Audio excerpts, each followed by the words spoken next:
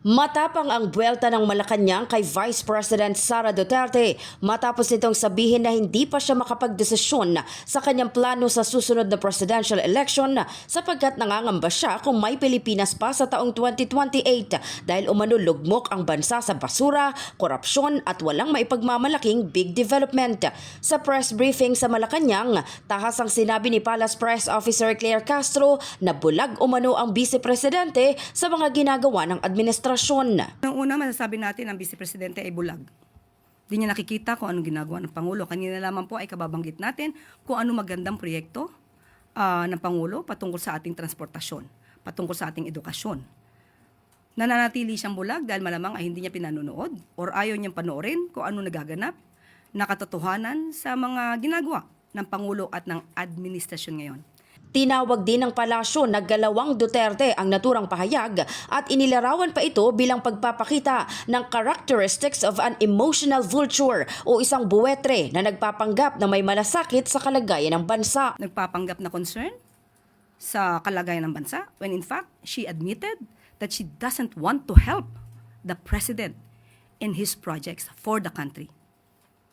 Drama, pero walang gawa. Dagdag pa ni Castro, kung may pangamba man tungkol sa kinabukasan ng bansa sa 2028, mangyayari lamang daw ito kung ang mailuluklok na leader ay magiging Manchurian candidate o sunod-sunuran sa ibang bansa. Kung ang kanyang hula ay magkakatotoo, malamang mangyayari yan kung ang isang leader na iboboto sa 2028 ay isang Manchurian candidate. Isang puppet na isang bansa kung saan maaaring ipamigay ang ating yaman, ang ating karapatan sa ibang bansa. So, kung isang Manchurian candidate ang ating boboto, baka nga maging probinsya tayo ng isang bansa. Huwag naman po sana. Sinagot din ni Castro ang pahayag ni VP Sara tungkol sa kanya na hindi na dapat daw siya pinapakinggan dahil nagdadala lang siya ng kahihiyan.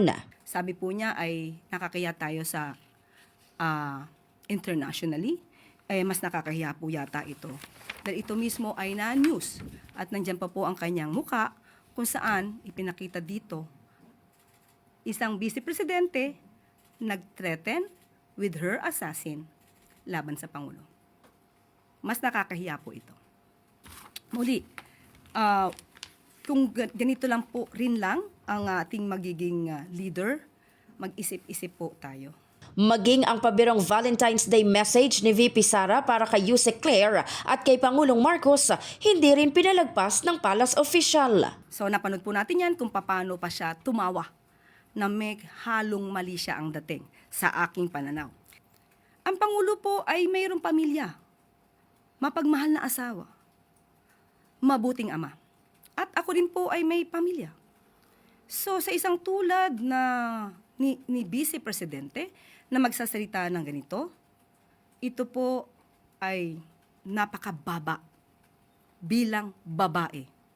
Maaari niyo po bang turuan ang Vice Presidente sa kanyang communications? Bigyan niyo po ng Comms 101 para magkaroon naman ng konting or rather katiting na pagka-statesman. At ang aking message, Valentine message sa kanya, VP Sara, spread love. Not fake news, not immorality. Don't be a Chucky. In the heart of changing lives, ako si Brigada Maricar Sargan ng 105.1 Brigada News FM Manila, the Music and News Authority.